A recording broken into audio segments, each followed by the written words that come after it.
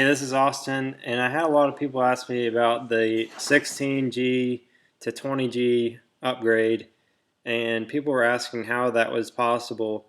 With the 16G, you can actually just machine out the inlet without having to sleeve it with a pipe. But the way that I do it for the 14Bs, now this is a 14B and it has the original part number, is that I grab it on this end and machine out this side, and then I'll put the bearing housing on the machine and I'll cut the front out and I'll sleeve it for a pipe. The pipe will allow me to machine the housing out all the way up to a 60mm wheel if I want to. I don't know if you can see where the pipe is, the line between the pipe and the original housing, but you can tell that it sits completely flush.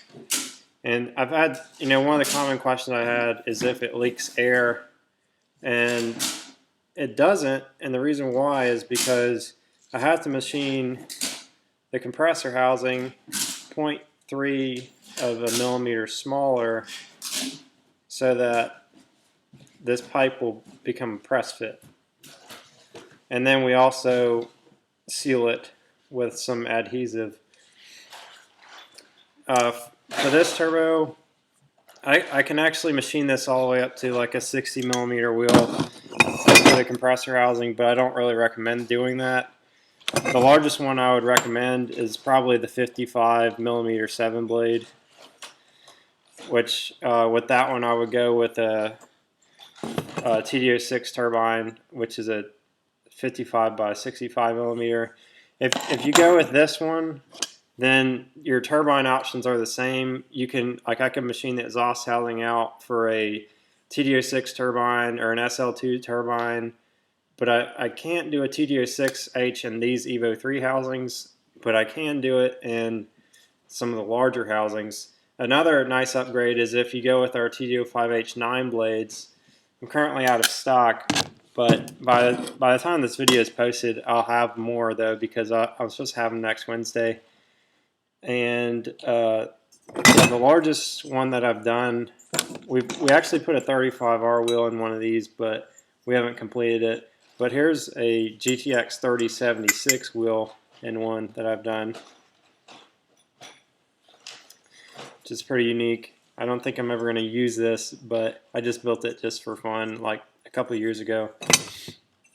Another option is if you go with the 3-inch cover, and I highly recommend going with that if you're not going for the sleeper look.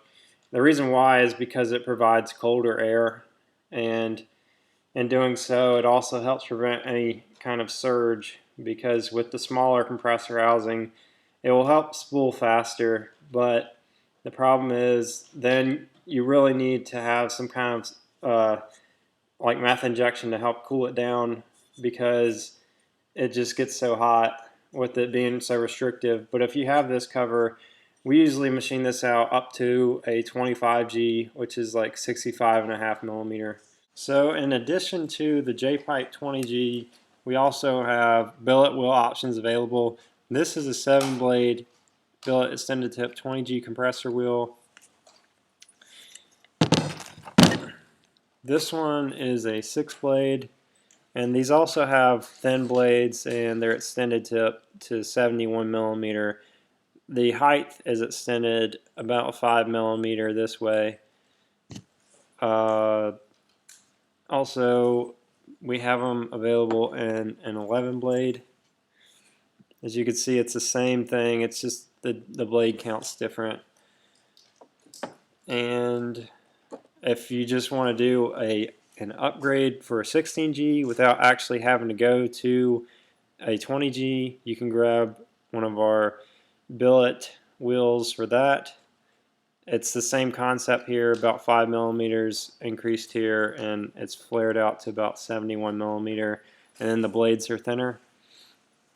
So I'll link to all of those options in the about box. As far as this upgrade, if you're looking for us to do something like that, please contact us first, and I can give you an estimated turnaround time. Thanks for watching.